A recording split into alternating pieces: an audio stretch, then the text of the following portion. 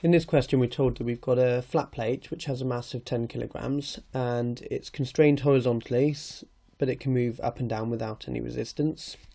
And that a jet of water 0.2 meters diameter is impinging on it and impinges at right angles on the underside of the plate.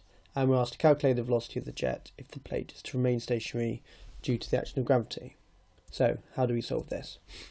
So first draw a sketch. So here's our plate, it's 10 kilograms. We've got a water jet coming in, which is at a velocity of, let's say, c1, and it's exiting at c2, and this is what we've got to find. And we've set up our coordinate system here. Now, because we were told in the question that is constrained in the horizontal direction, we don't need to consider any of the forces in that direction. We only need to consider forces in the y direction. So this is a momentum sort of forces equation that we're using from the lecture.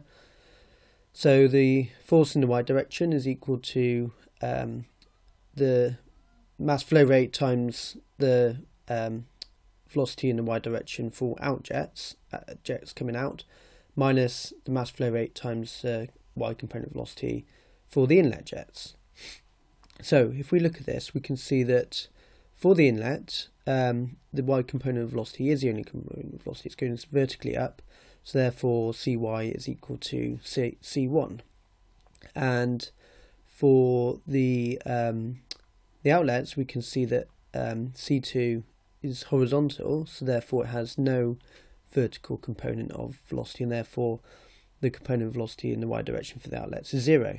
So therefore this equation here, when we substitute in these values, simplifies down to this. So the force in the y direction is equal to minus the mass flow rate times by velocity c1, which is what we're trying to find.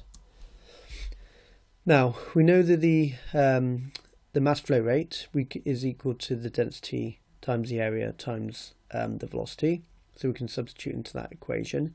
And we also know that the area is equal to pi d squared over 4. So now we can rewrite this equation. The force in the y direction is minus density times rho d squared over 4 times by the c1 velocity squared. Now this is a force that's acting on the fluid, okay? But the force on the plate is equal and opposite. So the force that's acting on the plate is say equal and opposite. So if this is minus, this is plus that function. Okay. So from the previous slide, this is the force that's acting on the plate. In other words, what's trying to push it up, and that's being counteracted by the force that's pulling it down, which is a gravitational force. And that gravitational force is mass times gravity. So we can set those two equal to each other. The force that's trying to the reaction force on the plate and the force due to gravity, equate those. And so now the only thing unknown we have in here is the velocity. We know the mass and the diameter and the density. So we rearrange to make that velocity the subject and rearrange and solve. We end up with an answer of 1.77 meters per second.